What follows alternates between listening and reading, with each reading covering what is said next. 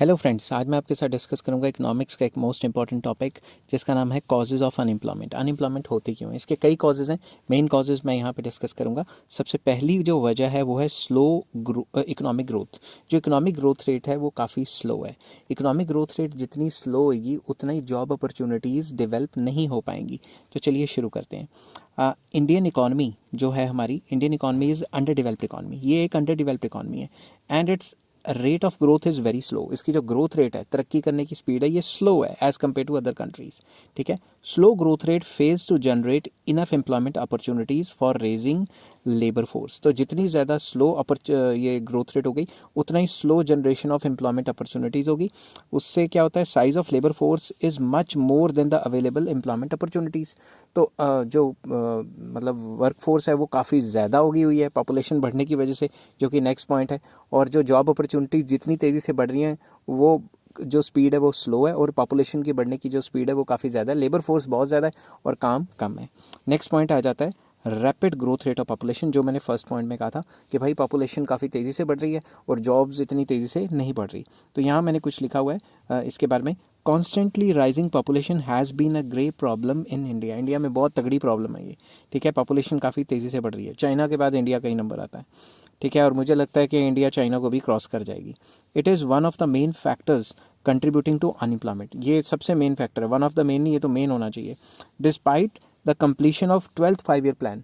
हालांकि हमने पाँच साल के 12th 5 ईयर प्लान कंप्लीट कर लिए हैं, द साइज ऑफ अनएम्प्लॉयमेंट लगातार बढ़ता जा रहा है। क्यों? पॉपुलेशन ही नहीं कंट्रोल कर पा रहे। ठीक है ना। नेक्स्ट आता है agriculture a seasonal occupation.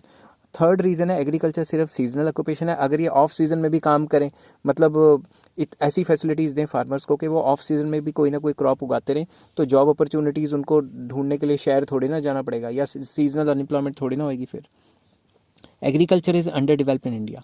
India में डेवलप्ड है मगर इतनी डेवलप्ड नहीं है।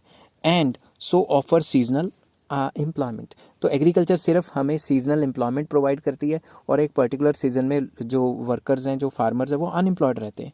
No doubt no doubt it is the primary occupation of our country. हमारी कंट्री का मेन ऑक्यूपेशन है, प्राइमरी सेक्टर है ये है। And a large size of population depends upon it. Agriculture में हमारी काफ़ी परसेंटेज ऑफ पॉपुलेशन काम करती है, but it is its seasonal character, या इसका जो सीज़न करेक्टर होता है, सीज़न की जगह सीजनल करेक्टर आना चाहिए था। Its seasonal character does not provide stable jobs to the farmers throughout the year. मगर एक सीज़न में काम होता है, दूसरे सीज़न में काम नहीं होता, तो पूरे साल जॉब ही नहीं मिल पाती वर्कर्स को। समझ के बाद जो फार्मर्स है, तो सीजनल नेचर भी एक बहुत इंपॉर्टेंट रीज़न है। Lack of irrigation facilities. Seasonal nature में क्या चीज़ आ जाती है, अब जो मैंने नेक्स्ट पॉइंट लिखा है, irrigation facilities. Despite decades of planning, irrigation facilities continue to be scant, covering only about 44% of the agriculture area. इतने सालों से हम प्लान कर रहे हैं, इतनी सरकारें आ रही हैं जा रही हैं, पिछली भी और करंट भी, तो एग्रीकल्चर सेक्टर के लिए जो सिर्फ इरिगेशन फैसिलिटीज़ हैं वो सिर्फ एग्रीकल्चर के 44% एरिया को कवर करती है। बाकी जो एग्रीकल्चर लैंड है उस पर पानी की अवेलेबिलिटी ना के बराबर है। ठीक है, due to this reason monocropping becomes compulsion. Monocropping होता है, only one crop a year उगाते हैं, और एक सीज़न में काम होता है, दूसरे सीज़न में काम ही नहीं होता। In the absence of multiple cropping opportunities of employment remains limited. तो अगर मल्टीपल क्रॉपिंग नहीं कर रहे, सिर्फ एक ही क्रॉप उगा रहे हैं, तो फिर तो काम तो तमाम ही होना है ना फार्मर का, तो अनएम्प्लॉयमेंट तो बढ़ेगी ना। नेक्स्ट आ जाता है जॉइंट फैमिली सिस्टम। मैं पहले भी डिस्कस कर चुका हूँ कि जॉइंट फैमिली सिस्टम होता है तो सारे के सारे एक ही बिजनेस में या खेत में या फार्म में घुसे होते हैं, जिसकी वजह से डिस्गाइज्ड अनएम्प्लॉयमेंट होती है। It encourages disguised unemployment. Disguised unemployment मतलब जितने बंदे चाहिए उससे ज़्यादा लगे हुए हैं।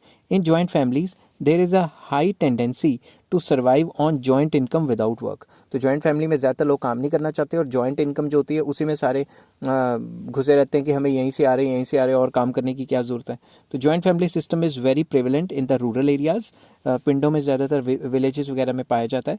Hence a high degree of disguised unemployment in these areas आकर। बेसिकली विलेजेस में जो है डिस्गाइज्ड अनएम्प्लॉयमेंट बहुत ज़्यादा होती है रूरल एरियाज़ में, क्योंकि अब फार्मिंग सिस्टम है और सारे के सारे एक ही फार्म में मिल के काम कर रहे होते हैं, और कुछ बंदे तो डिस्गाइज्डली अनएम्प्लॉयमेंट होते हैं जिनका पता लगाना काफ़ी मुश्किल है। इसके ऊपर नॉक्स ने थ्योरी दी हुई है, इसके ऊपर लुइस ने थ्योरी दी हुई है, और भी बथेरों ने थ्योरी दी हुई है। ठीक है, शूल्स ने भी थ्योरी दी हुई है। Next decay of cottage and small scale industries, तो ये भी एक रीज़न है। अब जैसे जैसे स्मॉल स्केल इंडस्ट्रीज़ बंद होती जा रही हैं लार्ज स्केल के कंपटीशन में, तो छोटी छोटी इंडस्ट्रीज़ तो कई हज़ारों लाखों हैं वो ख़त्म हो जाएंगी, तो लोग तो अनएम्प्लॉयड हो जाएंगे। Decay of cottage and small scale industries has given a big blow to the potential of self employment in India. तो नोटबंदी के बाद काफ़ी ज़्यादा बंद हो गई हैं, जब डिमोनेटाइजेशन हुई थी, जीएसटी आया, उसके कारण भी बहुत हुई हैं, डाटा आपको ये शो करता है, और रही सही कसर कोरोना वायरस ने निकाल दी।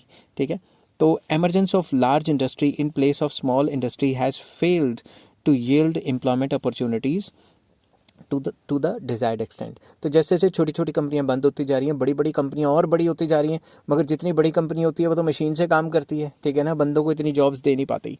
नेक्स्ट आ जाता है low savings and investment. There is a scarcity of capital and even the scarce capital has not been optimally used to eradicate unemployment। तो फर्स्ट पॉइंट इसमें बताया हमारे कंट्री में सेविंग इन्वेस्टमेंट लो है, पैसे की पूंजी की कमी है। ठीक है, तो जितना ज़्यादा जो फाइनेंस होगा, कैपिटल होगा, वो कम होगी। इवन जो हमारे पास जो लिमिटेड कैपिटल है, स्केर्स कैपिटल है, उसको भी अच्छी तरह से फुली यूटिलाइज नहीं किया जा रहा कि अनएम्प्लॉयमेंट को ख़त्म किया जाए। Bulk of the capital has been invested in large scale industries. ज़्यादातर पूंजी कहाँ पे इन्वेस्टेड है, पैसा कहाँ पे, सरमाया कहाँ पे इन्वेस्टेड है, लार्ज स्केल इंडस्ट्रीज़ में। और वो क्या करते हैं, लार्ज स्केल इंडस्ट्री बड़ी बड़ी मशीनें खरीद लेते हैं, और कैपिटल पर लेबर जो बड़ी बड़ी मशीनें वो लार्ज स्केल इंडस्ट्रीज हैं उसमें ज़्यादा है, तो मशीन पर वर्कर काफ़ी ज़्यादा है। कहाँ पे, लार्ज स्केल इंडस्ट्रीज़ में। तो अगर ज़्यादा मशीनों का इस्तेमाल करेंगे तो जॉब छोड़ ना दे पाएंगे। Employment of labour per unit of capital remains very low. तो लेबरर जो होते हैं वो पर यूनिट ऑफ कैपिटल काफ़ी लो होते हैं लार्ज स्केल में, हालांकि ज़्यादा पैसे वहाँ पे इन्वेस्टमेंट होती है। नेक्स्ट आ जाता है, और इसमें ऐसे भी कर सकते हैं, सेविंग्स एंड इन्वेस्टमेंट लो हैं। तो अगर किसी कंट्री में सेविंग्स ही लो हैं, बैंकों में लोग पैसे नहीं डाल रहे, बैंक आगे लोन ही नहीं दे पा रहा, फर्दर इन्वेस्टमेंट कैसे जाएगी, इन्वेस्टमेंट नहीं होगी तो मल्टीप्लायर कैसे काम करेगा, मल्टीप्लायर मतलब कि जॉब्स वगैरह कैसे जनरेट होंगी। मल्टीप्लायर का भी कंसेप्ट मैं माइक्रो इकोनॉमिक्स में पूरा एक्सप्लेन करूँगा, तो भी जॉब अपॉर्चुनिटीज़ जनरेट नहीं होगी। नेक्स्ट आ जाता है limited mobility of labour. Mobility of labour is very low. Mobility होता है एक जगह से दूसरी जगह मूव करना। ठीक है, तो मोबिलिटी ऑफ लेबर काफ़ी लो है, owing to a variety of family as well as social constraint. Family constraint तो है ही है कि भाई बाहर जाके नौकरी नहीं करनी कहीं दूर जाके, और सोशल कंस्ट्रेंट्स भी हैं। People are reluctant to move to far off areas even when jobs are available there. तो दूर दूर जाके काम नहीं करना चाहते। क्यों? Factors like diversity of language.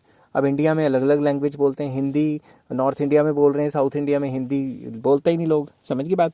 तो डाइवर्सिटी ऑफ लैंग्वेज है या रिलीजन है, कस्टम्स हैं in different states are a major hindrance of mobility of labour. दूसरी जगह जाके कुछ खाने पीने की दिक्कतें हैं, कल्चर एंड कस्टम्स वगैरह हैं, तो रीति रिवाज अलग है, तो दूर दूर जाके कोई काम नहीं करना चाहता। Lesser the mobility greater will be the unemployment. तो जितनी मोबिलिटी कम है, दूर जाके काम ही नहीं करेंगे तो भाई वेले रहेंगे, अनएम्प्लॉयड रहेंगे। आई होप ये वीडियो आपको पसंद आई होगी। अगर पसंद आई तो please like, share and subscribe. Next video में मैं लेके आऊँगा formal workers versus informal worker, formal and informal में क्या डिफरेंस है। अगर आपको वीडियो पसंद आई हो तो please like, share and subscribe. Take care, have a nice day.